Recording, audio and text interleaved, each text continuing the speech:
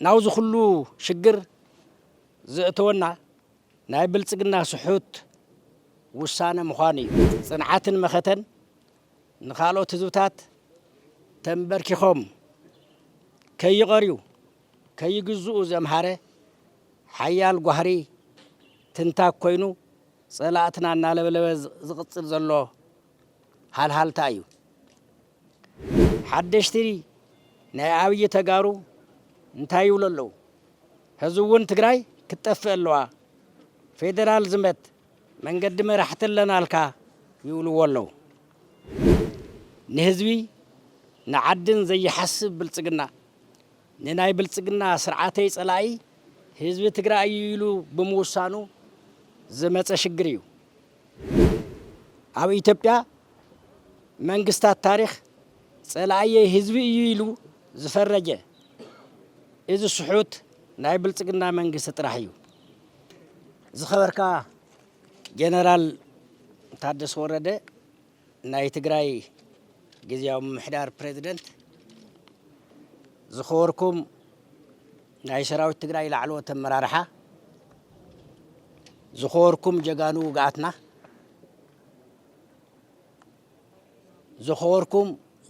ውግኣትና ዝኸበርኩም ነዚ መድረኽ ዘዳለኹም 45 ኣመራርሓን ኣባላትን ንኽብሪ ጀጋኑና ኣብ ዝተዳለወ መድረኽ እንኳዕ ራኸበና 45 ነዚ መድረኽ ስለ ዘዳለኹም ድማ ዝለዓለ ምስጋና ከቕርበልኩም ይፈቐደለይ ያው ጀጋኑና ንኽብሪ ህዝብኹም ንኽብሪ ሃለዋትን ድሕንነትን ትግራይ ዝኸፈልኩሞ ዋጋ ትግራዋይ ከም ህዝቢ ተወዲኡ ክቕጽል ዝኽኣለ እዩ ናታትኩም ጽንዓት ዕስለታት ጸላእቲ ህዝቢ ትግራይ ዘንበርከኸ ዝበታተነ ንናይ ኢትዮጵያ ሚዛን ናይ ሓይሊ ኣሰላልፋ ዝቐየረ ናታትኩም ጽንዓትን መኸተን ንኻልኦት ህዝብታት ተንበርኪኾም ከይቐርዩ ከይግዝኡ ዘምሃረ ሓያል ጓህሪ ትንታግ ኮይኑ ጸላእትና እናለበለበ ዝቕጽል ዘሎ ሃልሃልታ እዩ እቲ ቁም ነገር ናውዚ ኩሉ ሽግር ዝእተወና ናይ ብልጽግና ስሑት ውሳነ ምዃኑ እዩ ብልጽግና ናይ ስሑታት ተኣኻኸበ ውዳበ ስለ ዝኾነ ኢህአዴግ ጸላኢ ኢትዮጵያ ድኽነት እዩ ኢሉ ድኽነት ንምስዓር ዝተኸተሎ ኣንፈት ኣስሒቱ ንህዝቢ ንዓድን ዘይሓስብ ብልጽግና ንናይ ብልጽግና ስርዓተይ ጸላኢ ህዝቢ ትግራይ ኢሉ ብምውሳኑ ዝመፀ ሽግር እዩ ንተጋሩ ጸላእቲ ኢሉ ስለ ዝወሰነ ንተጋሩ ክጽልኡ ናይ ፕሮፓጋንዳ መዳራጉሕ ዘመቻታት እናካየደ ትግራዋይ ካብ ማእኸል ሃገር ንብረቱ ተወሪሩ ክባረርን ክቕተልን ዝገበረ እዩ ናብ ትግራይ ምስ መጻ ድማ ጄኖሳይድ ኩናት ክቕጽለሉ ዝወሰነ እዩ ብኩናት ሰራዊት ትግራይን ህዝብን ትግራይን ምሽናፍ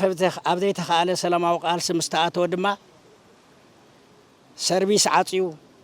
ተፈናቐልትና ናብ መረበተው ከይምለሱ ኸልኪሉ ግዝኣት ትግራይ ናብ ዝነበሮ ከይምለስ ገይሩ ጽላኣቱ ዝቕጽል ዘሎ ስርዓት እዩ ኣብ ኢትዮጵያ መንግስታት ታሪክ ጸላኢ ህዝቢ እዩ ኢሉ ዝፈረጀ እዚ ስሑት ናይ ብልጽግና መንግስቲ ጥራሕ እዩ ጸላኢ ህዝቢ እዩ ዝበለ መንግስቲ ድማ ኣብ ህዝቢ ትግራይ ዝውሰን ዘይኮነስ ኣብ ካልኦት ህዝብታት እውን ኣብ ኦሮሞ ኣብ ኣምሓራ ኣብ ካልኦት ብሔርን ብሔረሰባታት እውን ከም ዝቕጽል ዝረአ ዘሎ ሓቂ እዩ ካብዚ ኩሉ ንርድኦ ቀንዲ ጸላኢ ህዝቢ ትግራይ ዝኾነ ብልጽግና ብፍቓዱ ዝምልሶም ሕቶታት ሕቶ ህዝቢ ትግራይ ከም ዘይህሉ ብተግባር እናረጋገፀ ይኸይድ ኣሎ በዚ መሰረት ሓደሽቲ ናይ ዓብይ ተጋሩ እንታይ ይብሉ ኣለዉ ህዝቡን ትግራይ ክትጠፍእ ኣለዋ ፌደራል ዝመት መንገዲ መራሕቲ ኣለናልካ ይብልዎ ኣለዉ ኣብዚ ተሓቀኛ ምሳሌ ኣቦትኡ ክንምስሎ ንመራሕቲ መንገዲ ይኹን ንብልጽግና ክርድእዎ ምእንታን ከም ቀደም ይመስለክን ውሕጂ ይወስደክን ዝብል ምሳሌ ክፈልጥዎ ዝግባእ እዩ ከባቢያዊ ኩነታት ተቐይሩ ናይ ኢትዮጵያ ኩነታት ተገላቢጡ ናይ ትግራይ ኩነታት ተፈልየ ኮይኑ ካብዚ ተወጊሱ ድማ ናይ ኣሰላልፋ ሓይልታት እውን ተቐይሩ ከም ቀደም ኣይኮነን ዝብል ቁም ነገር ኣብዚ እዩ ክግለጽ ዝከኣል ስለዚ ከም ቀደም ይመስለክን ውሕጅ ወስደክን ዝብል ምሳሌ ኣቦትኡ እንተተመሰለ ዝሕይሽ እዩ ጀጋኑና ብዝኸፈልኩምዎ ኣብዚ በፂሕና ኣለና ዝቐረየ ድማ ብፀብትኩምን ህዝብኹምን ኣብ ሓፂር ግዜ ከም ዝዛዝምዎ ምንም ጥርጥር የብልናን ኩሉ ግዜ ጀጋኑና ኣብ ጎንኹም ከም ዘለና ክንረጋግፀልኩም እንደሊ ኩሉ ትግራዋይ ንጀጋኑና ምሕብሓብ ድማ እጃም ከውፅእ ከወፊ ዝግብኦ እዩ ብዙ ኣጋጣሚ እዚ ሓሳባይ ክገልፀሉ ይደሊ የቕኒየለይ ክብረት ይሃበለይ